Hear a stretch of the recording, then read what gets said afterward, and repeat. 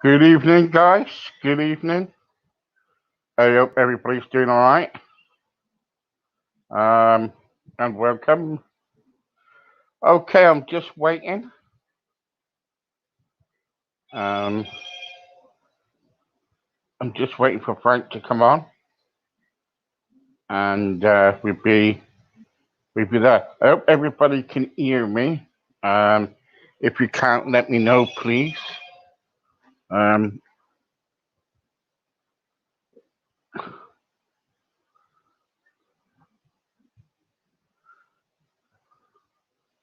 so we're just waiting for Frank to come on. Frankie C. Tell me where you're from. In the UK. Our in the world. We get a lot of listeners. We get a lot of people visiting. So, yeah, please share, guys. Please, please, please share.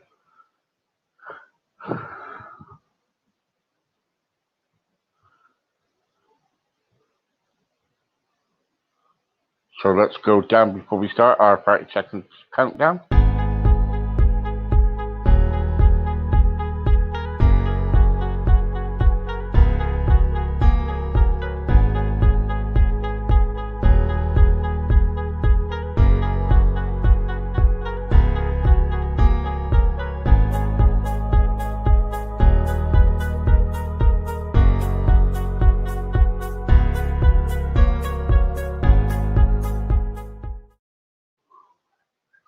And we're still here. We're waiting, just waiting, not long.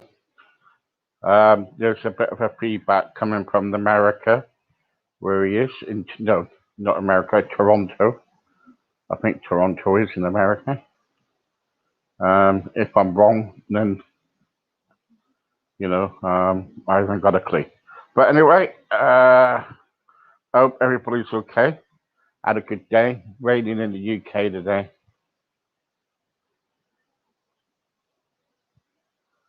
It's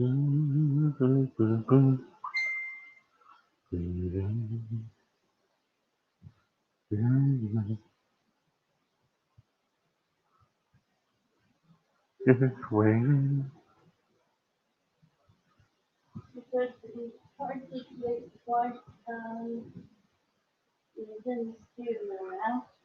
You have to come back in and come back out again.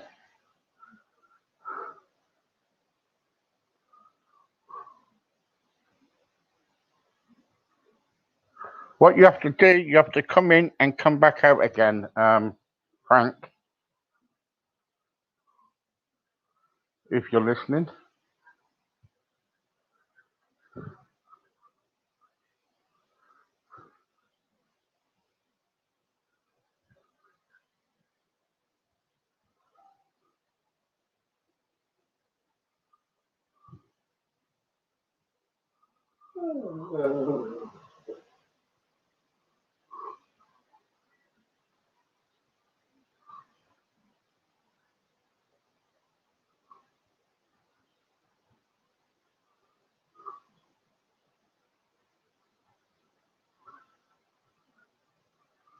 Yeah, we're just waiting. A few hiccups at the moment.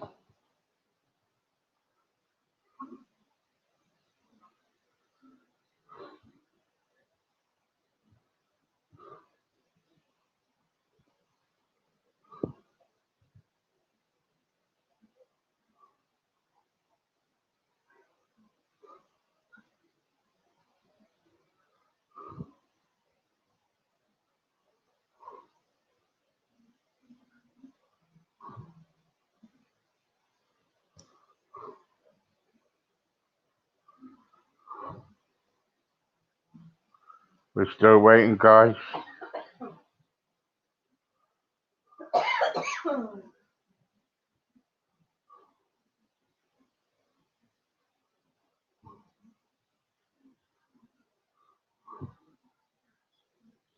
On time.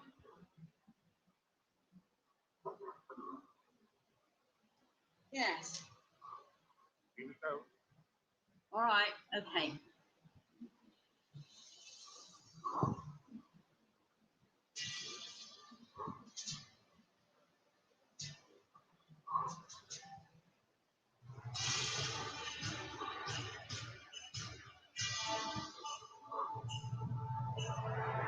Yeah,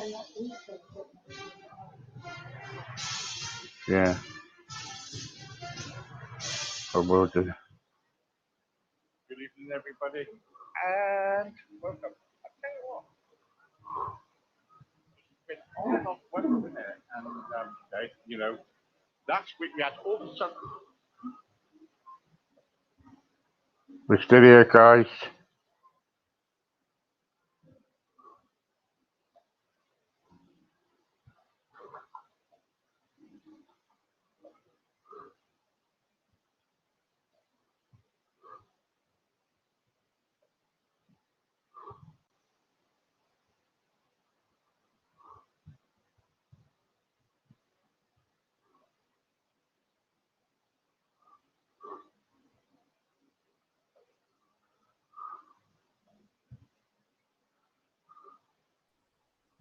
Hello. Hey, finally. Sorry about that. That's Uh, okay. Do not worry s- about it.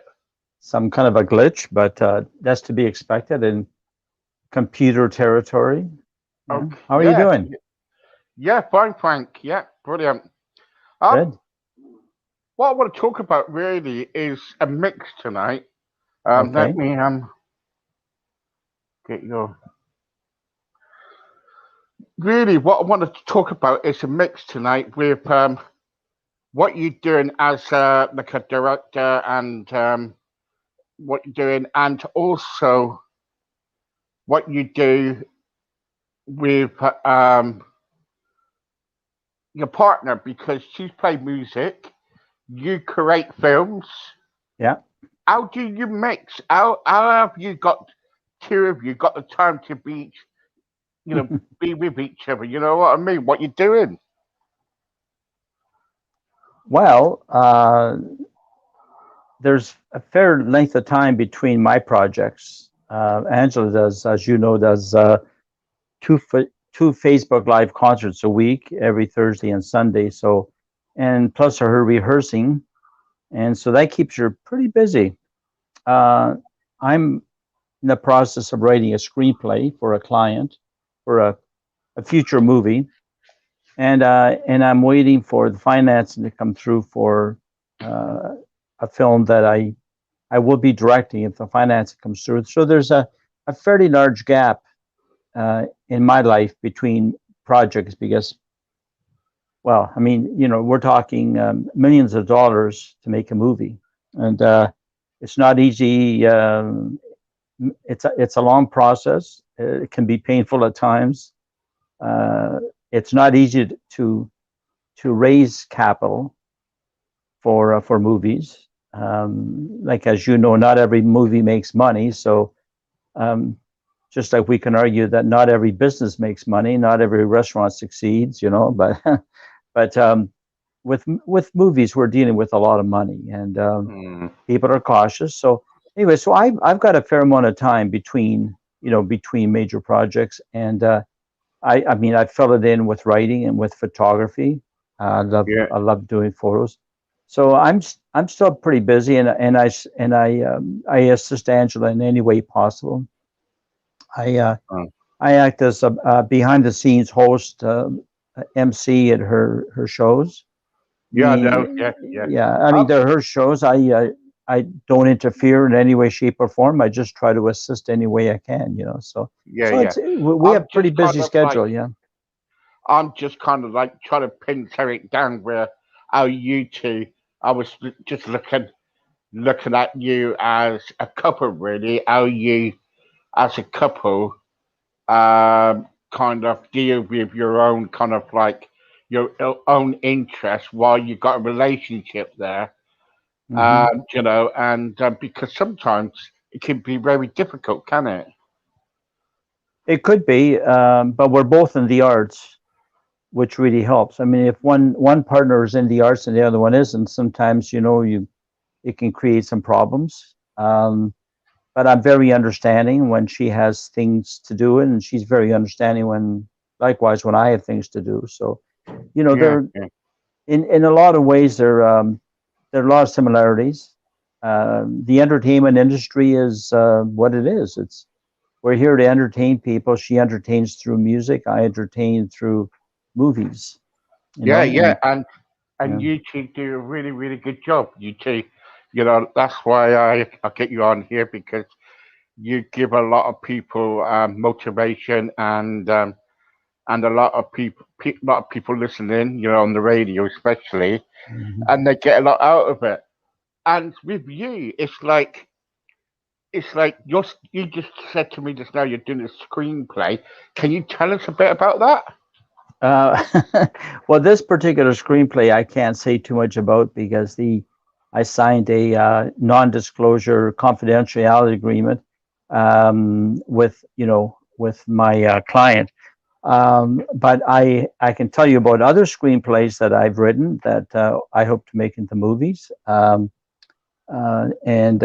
some of them are pretty darn interesting. One of them is it's called The Camera Guy. It was it's based. I wrote the screenplay based on a novel that a very dear friend of mine wrote, and it's called The Camera Guy because he used to be a forensic investigator, and all the other police officers referred to him as the camera guy. They didn't want to get anywhere near they didn't want to get anywhere near a dead body, so they said, "Yeah, go talk to the camera guy. He'll show you what's going on." So that's why he called it The Camera Guy. Not the greatest name for a movie, but that's the name of his novel. And if you go on Amazon, um, you will see probably I think around 45 or 50 5-star reviews on his novel. So I got the rights to the novel, and I wrote a screenplay, based on the novel, and it's a supernatural thriller. Is exactly the way I would categorize it, a supernatural thriller, and it's very well done. And of course, because my friend was a forensic investigator for many, many years. When he writes about it, he knows what he's talking about. It's part of. I mean, obviously, the storyline is fictional, but a lot of the procedures within the storyline are actual factual. They're factual because he knows what it's all about. So it's very Yeah, interesting. Yeah. that reminds me about saying about the camera guy. There was oh gosh, my my dad told me one day there was a American silent comedy film called The Cameraman. Hmm. And that was directed by, oh gosh, what's his name? Edward Sedgwick or something like that. Okay. Not Um, familiar. Not have you familiar ever with that. heard of that one? No, I haven't. No. No. No. And so with your screenplays, Hmm. how many screenplays have you got that can turn into movies, and how long does it take for that screenplay to be a movie? Do you get what I'm trying to say? Sure. Well, right now. I'm working on my 21st screenplay, and Wow. I'm not counting short films I've written. This is my 21st over the years, and I enjoy writing. And the nice thing about writing is that it doesn't cost anything monetarily wise. I mean, it's my time, right? What's the frustration in making movies is that you have to wait a long time in order to get financing, and then you need distribution. It's a very lengthy process, very lengthy. And I wish I could say otherwise, but it can be a real pain in the butt. But writing is wonderful because I can sit down and I start off with a blank screen. In the old days, it was a blank page. Now it's a blank screen. And you can just start creating. It's such a wonderful creative process. And um, some of the screenplays I wrote right from scratch. I just had an idea. You know how you could be walking down the street, you can be having breakfast, and you get an idea in your head, and well, you take that idea. It's like planting a seed. You take that idea. What I do, the process I have is that I write down the idea right away so I don't forget it.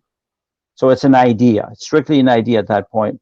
And then when I get motivated, the right time comes along, I take that idea and I expand it. And you expand the idea into, let's say, we call it a treatment. A treatment can be very short, it can be very long.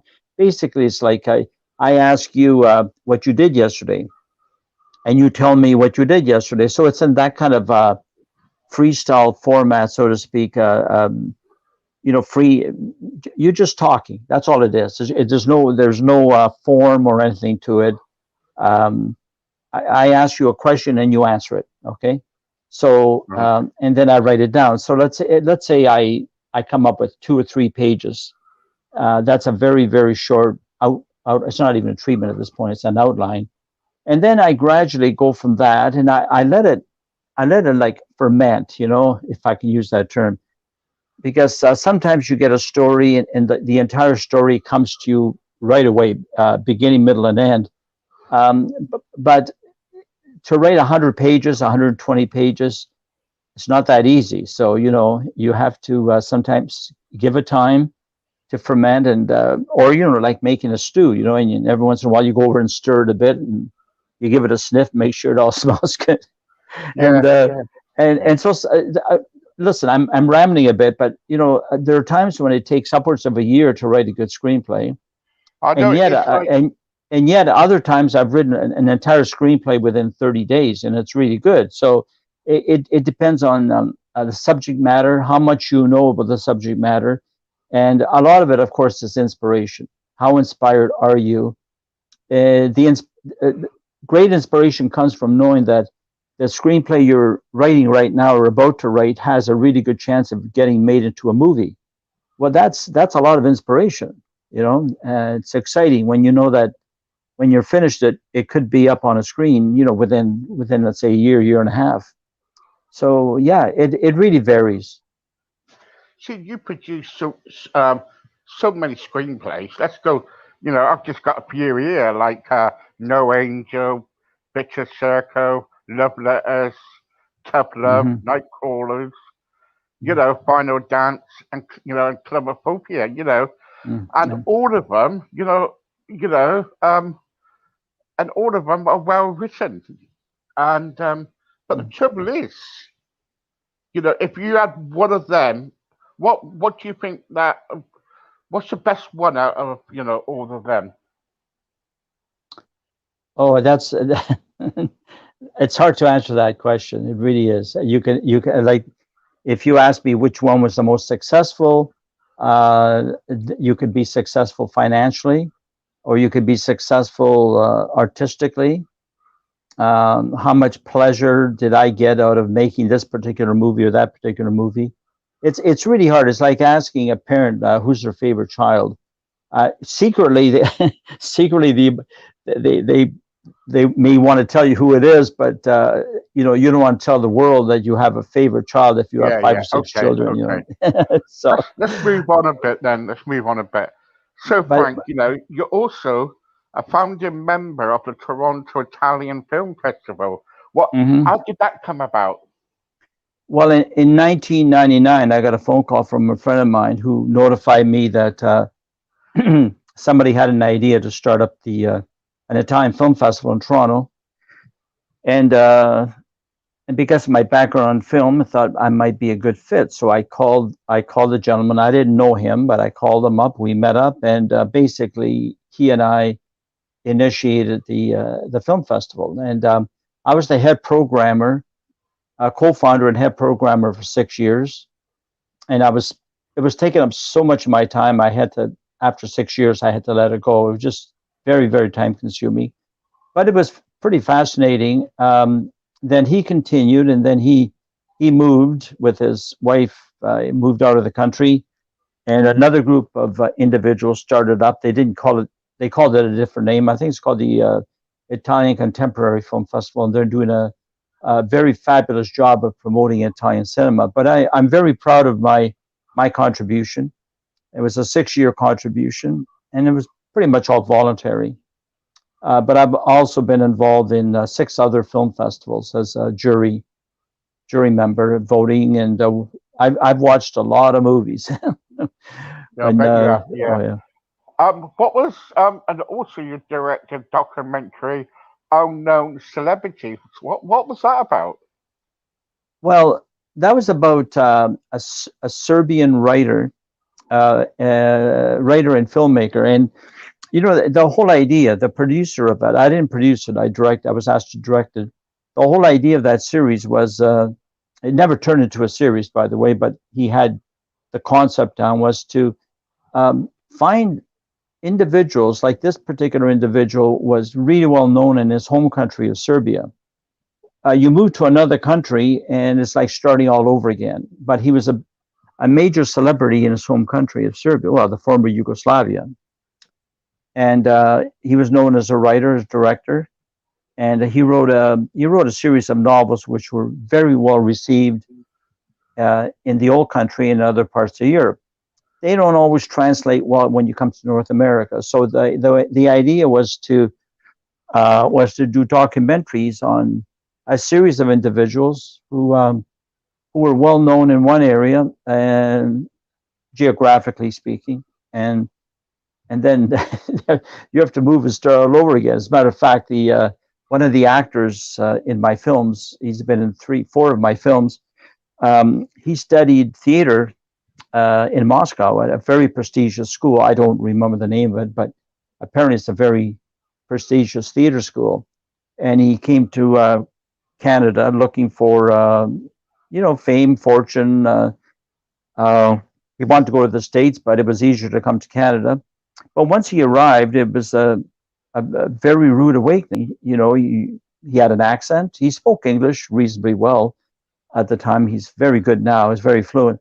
But, with that accent, it limits you, what you can do. And it would be no different if we went to another country and we had to go through the same thing. If you don't speak the language fluently, it's really difficult to get roles. So, and it was quite a shock to him.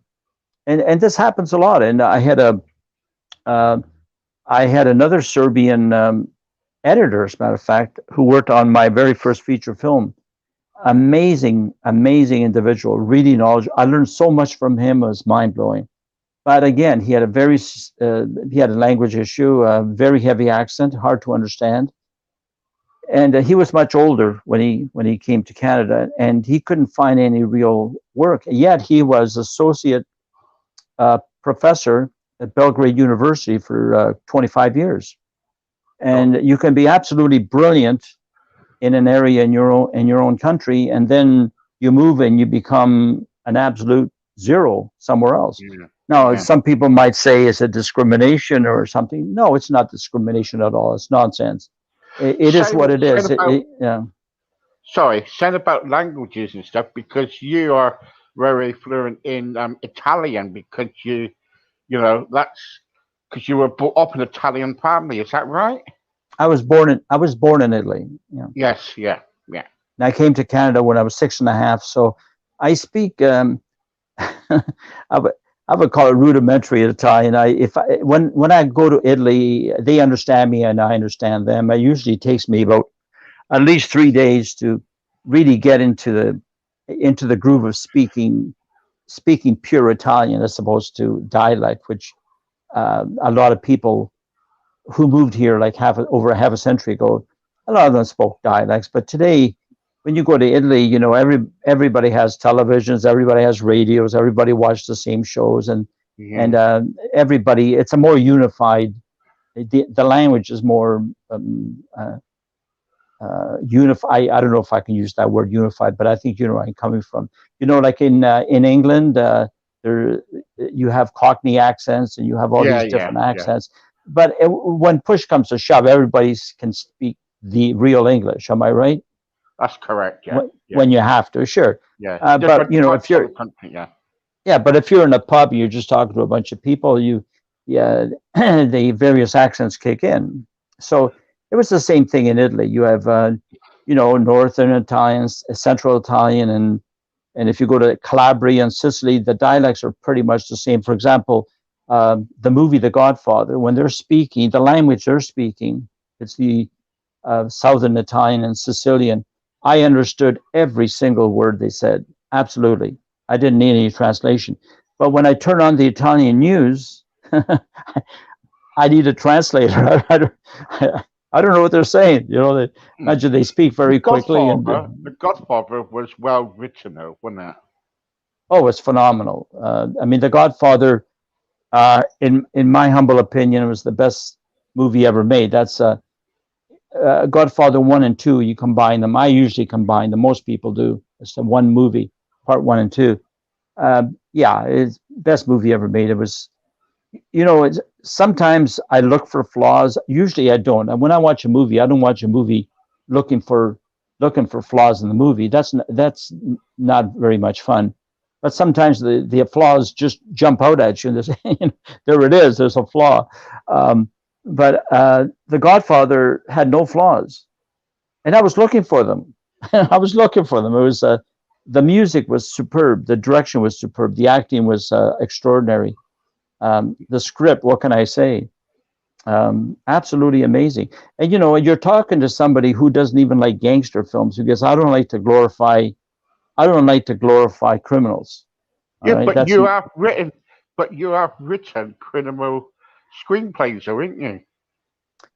Well, No, sure, not well, criminal crime. Crime screenplays. sure. But I'm not glorifying the criminals in it. Yeah, yeah, yeah, yeah. I'm telling a story, and I mean, crime takes place every day, and I'm talking about glorifying criminals, and that's not my idea of fun. I mean, some of the screenplays I'm writing right now have criminal elements in it, but I'm not glorifying them. In my stories, the criminal gets what he or she deserves at the end. Yeah. So it Oh, should yeah, be. yeah, yeah. You commit a crime, When you you let's go back further than that. We're what we're talking about now. We're going back into the past. I hope you don't mind. no. I want to look at the times when you kind of like your business career in commercial theater. What was that like? Oh, that was fun. That was a lot of fun. What I loved about theater is that I could put together a show, a really good show, within 4 to 6 weeks. Excuse me.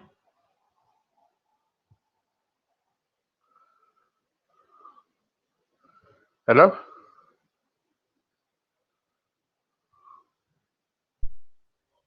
Oh, I'm back. Yeah, okay, you're back. Yeah, Go on. sorry. Yeah, I just lost. I got lost there for a minute. um, yeah, unlike film where you need millions of dollars, in a theater, I could put a show together fairly quickly with a very modest sum of money. And I own my own lighting gear, sound gear. I even had a portable stage. When we toured, I brought my own stage with me because I didn't trust anybody at the other end, because sometimes they say, yeah, we have a stage, and you get there and it's like the stage is 6 inches off the ground, off the floor. That was their idea of a stage. So I always brought my own staging, and I Yeah. had a van and a trailer. So it was a really, really a lot of fun. I produced something like 45, 46 stage plays. Yeah, And and also it says here performing more than 20 lead roles in such classics as The Odd Couple, Chapter Two. You know, yeah, you, yeah. you must have been, when you were young. Did you ever thought that you were going to be one day you're going to be a director? No, no. In high school, well, first of all, my first venture on stage, I was in grade 5, I think, grade 4 or 5, and we did a little stage production for the parents, and in this one, they asked me to play Christopher Columbus, and I only had two words. I was supposed to come on stage dressed in this like Christopher Columbus, and all I do is I point in the distance and I say, "Land ho." That's it, land ho. Anyway, but I was terrified because I had never been on stage before, so I didn't want to go on stage. So the teacher told me to stiffen up my elbows, and he he grabbed by the elbows and he carried me on stage. He let me deliver the line, then he picked me up and brought me backstage again. That was that was that was my first acting stint. I was terrified, and I said I'll never do that again. But I got to high school, and I decided, you know what, I'm going to give it another shot. And I was doing music at the time, so I was spending a lot of time in front of audiences, but I was involved in music. I was doing at the time folk music, and then I had a band, light rock band. So I thought, I'm going to give it a try again. So I got on stage and I played. Uh, it was called Murder in the Cathedral. I played one of the tempters. There were three tempters in that production, and I played the second tempter. And I had to wear these black tights, and the old English style. Yeah. And of course all my friends made fun of me. I was at an all boys school, wearing tights, and they said, they were all making fun of me. So I said, I don't know if I want to do this anymore. And then the following year, I switched schools, and I got the lead role in a musical at another high school, and I played the lead role in Finian's Rainbow, which was a Broadway show at one time. Anyway, but I got such accolades for it. I got huge ovations, accolades. I thought, you know what? I want to be. All of a sudden, I made up my mind that I want to be a Broadway actor. Okay, so so I go in to see my guidance counselor, and he says, "So how can I help you, Frank?" I said, "Well," I decided I want to be an actor. And he said, "You want to be a what?" I said, "I want to be an actor." Well, he laughed and laughed and laughed, and I said, "Well, what's so funny?" He said, "Do you have any idea what they make?" I said, "I don't know." I said, the good ones, like anything else in life, the good ones make a lot of money, the other ones don't. So he pulled out a document. He had a whole filing cabinet, and he said, "Here we go. Less than 1% of actors make a living out of acting." He said, "Are you sure you want to be an actor?" And I said, I think I'll pass on it." The thought of starving to death didn't appeal to me. Anyway, so he pretty much convinced me not to do it. But years later, I put together my own production company. By that time, I was married. I had 3 children, and I was running a nightclub and a couple of restaurants. I was a real entrepreneur, but that part of me was still with me. That wanted to get back into acting. I was still doing some music, not a lot. Anyway, so I started my own theater company, and it took off from there, and I did more and more and more. And of course, the more you do, the better you get. Yeah. In one year, 1983, 84, I was on stage 100. I did 185 shows that year. Gosh. In 1 year. Yeah. I was on See- stage 185 times. Yeah. Gosh. And also, in your own personal life, because you got married in 1973, and you got from that you had 3 children from that marriage and everything, Mm-hmm. and and then your partner died, your wife died. Mm-hmm. Yeah. At that particular time, anything, sometimes when we go through, things like that, sometimes it can be difficult to move on. How did you manage doing with your career and the death of your partner? It set me back dramatically. I had a studio that I worked out of, about 10 minutes from my home, and I gave up the studio, and I gave up just about everything at that time, because I was, after 39 years of being with your partner, it's a real blow emotionally and every other way. And but then I started to get my mojo back. I started to thinking, I can't stay like this forever. And then Angela came into my life, a wonderful musician. And of course, you know her well. You've interviewed her Yeah. quite a number of times, and she helped me get back on my feet, and get my creative juices going again. And of course, she's a lot of fun to be around, because she's pretty zany. Yes, yeah. And she's lovely too. Well done. Yeah. And what would you change? If you went back in the past, what would you change to make things better? Anything, It's a good question. Wow. I've never really been asked that question before. What would I change? I don't know. I don't know if I'd change anything. I can say I remember talking to a friend of mine when I was just before I got married, before I met my wife. So we're going back to 1972, 1973, just before I met her. And I was having lunch with an old schoolmate of mine. It was a lovely woman that I went to school with. We didn't date or anything. We were just really good friends, and we were just talking. And then she asked me, she says, how's your life so far? Because we hadn't seen each other in a while. And I said, well, honestly, if I were to die tomorrow, I'd die a happy man. And she said, really? I said, yeah. Everything I want to do in life up to this point, I've done. So yeah, I could die a happy man. And I was only 25 at the time, at 25 years old. So the same thing applies now. So at age 25, I said, if I were to die tomorrow, I'd die a happy man, knowing that I did everything I wanted to do. That doesn't mean everything I did was necessarily spectacular or amazing or award winning, but I don't think that's what life should be about. Life should be about enjoying what you're doing, loving what you're doing, and accomplishing things. And what other people think of you, or is, to me, it's irrelevant. You know, if you like what you're doing, who cares? Who cares what other people think, or whether they like your music or whether they like your movies? I mean, you know, it's nice if they do. I always consider it a bonus if I'm doing something and other people like what I'm doing. To me, it's a bonus. The most important thing is that I like what I'm doing.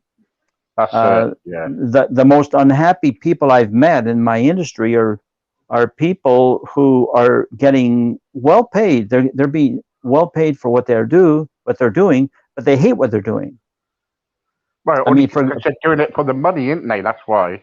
Well, they're kind of stuck. I mean, you know, God bless them. You know, they you know, like I've over the years I've met some very, very successful television directors here in Toronto.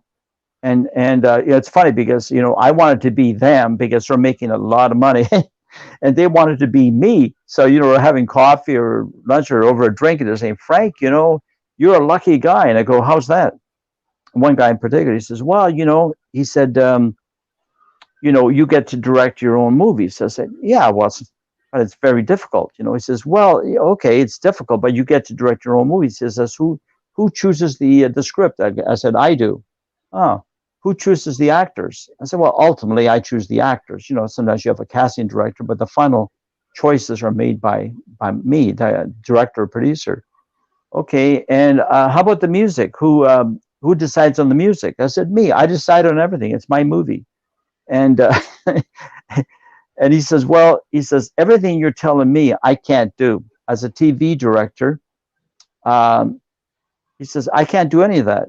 I show up on set, I say action and cut. I give the producers, who pretty much control everything, the footage they need, and I go home. I have no artistic input beyond that. And he says, and they said that drives me crazy. So, you know, so there's two sides to it, right? On one hand, you know, these guys are making a ton of money doing what they're doing, but they're very, very unhappy because artistically, they're starving. And I was the opposite, right? Artistically, I was happy because I got to control everything. You know, when you see one of my movies, everything in that movie, I chose it. You know, that doesn't mean I'm the only one who made the movie. That's nonsense. You need crew, you need great actors, you need editors, but every key decision was made by yours truly. So that's what I'm happy about. You know, that's the joy. That's why I do it, because it's happened. And I'll say it once again. I just had my birthday the other day, and I'm way, way older than I was years ago when I was 25. But I'll say the same thing. If I were to die tomorrow, I'd die a very happy man because everything I set out to do, I've done it. How it fits in with other people's perspective, well, I don't know, and I frankly don't care. You know, I think we should all be doing what we love doing.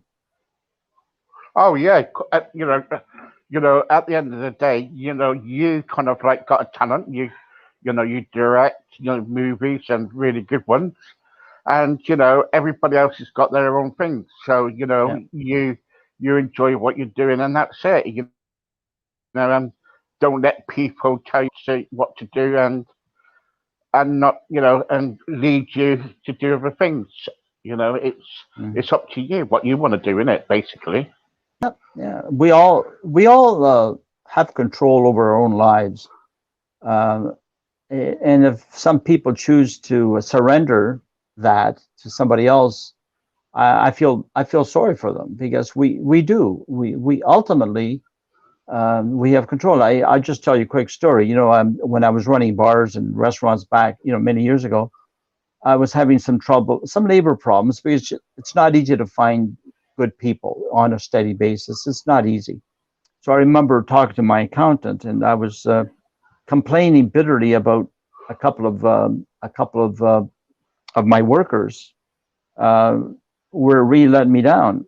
And he listened to me for about 10, 15 minutes, and then he slammed his fist on the table. You know, he said, "Frank, I'm going to ask you a question." I said, "First of all, I don't want to hear all this crap." He said, I'm not interested in this crap. I'm your accountant. I'm not your, you know, whatever, consultant." He said, who hired these people?"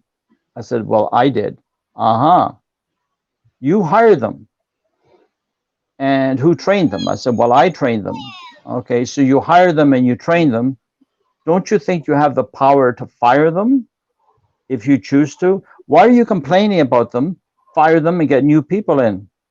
And I said, you know, rather than complaining to me, he was looking at me. I said, "Well, I apologize. I didn't, you know, we get frustrated in life and we complain. Sometimes we forget who we're complaining to. But, you know, very valid point. I hire them. I train them. I can therefore fire them and train somebody else who's better than them." And you know what? That was a kind of a, I know it sounds like really simplistic, but it was an eye opener for me. It was like, okay, come on, get off your butt, Frank. And it's extra work to do it, extra work to hire new people and train them. But I did, and I got, you know, better quality staff, because I became a little bit tougher, which you have to be. I don't Yeah, mean of nasty course, or mean. yeah. I'm just talking about you have to be tougher. Yeah. Let Are people know you what, yeah. are you a tough person? Are you a tough cookie to crack? Well, depends who you talk to, right?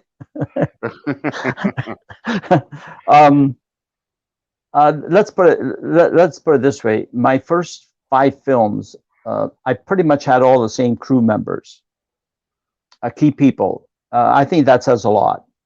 Right. When people want to come back, and even though my budgets were not huge, they were still willing to come and work with me on my films, in spite of the fact that they could have got more pay on another project. So I think I say that speaks well for me, because I have a tendency to treat people really, really well.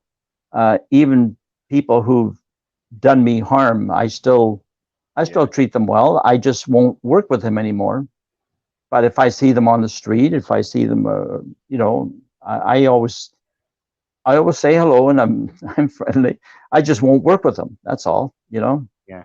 It's interesting, because the number one question I get asked from other producers, they don't ask me, "Oh, that woman who was in your film, or that man, or that actor who was in your film, were they good actors?" They never ask me that, ever, because they assume that they had to be, because otherwise I wouldn't hire them. The number one question I get asked is, "What is he like to work with?" Number Yeah. one question. What is he like to work with? It's oftentimes the only question I get asked, because they're terrified of working with people who will cause some serious issues on sets, because everybody's nice when they want the job, and oftentimes after they get the job, that's when you start to see things that are not so good, you know. So Anyway. yeah, but anyway, it's interesting. Anyway, you recently had a birthday. Is Yeah. that right? August 1st. August Yeah. 1st. And 29 years old again. Yeah. no, you're not 29 years old. So Again, yeah, every year. so what it is, it's bad, because when people don't tell us that, you know, any of our guests don't tell us their birthday, what we do, we send a message out to you, and this is your Okay. message from us. Okay. I'm, I'm not quite sure what you're asking me. Do you want me Hang to on. tell you how old I am, or? No, watch the screen. Okay. Happy birthday to you. Happy birthday to you. Happy birthday to dear one. Happy birthday to you. From good friends and true. From old friends and new. May good luck go with you and happiness too. There you go. Well, that was really sweet. that was the Thank you. birthday Thank message you. from us. Thank you. Thank you so much. Totally unexpected. Yeah, that's fine. That's brilliant. Anyway, thank you very much, Frank, for tonight, for joining us. Oh, my pleasure. It's always a pleasure talking to you. Yeah, we love having you on, and we got a special. Next time we have you on, we got someone. He's an actor, and what I want to do is get both of you on because you're director, and you might know this guy.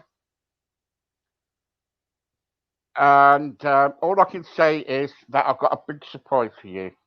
Okay, that'll be fun. Yeah, that would be fun. Yeah, And he's an yeah. actor, and he knows you very well, but you haven't Good. seen him for a long time. Okay. So there you go. So Sounds surprise, big surprise, right? oh yes, big surprise. Anyway, love to you and Angela, and give Thank my you. love to Angela for me, please. Absolutely. And, Yep. I'll give her a big hug for you. thank you so much, and Okay. once again, Frank, thank you, and God bless. No, my pleasure. Thanks for having me. Okay. Take See you care. very soon. Okay.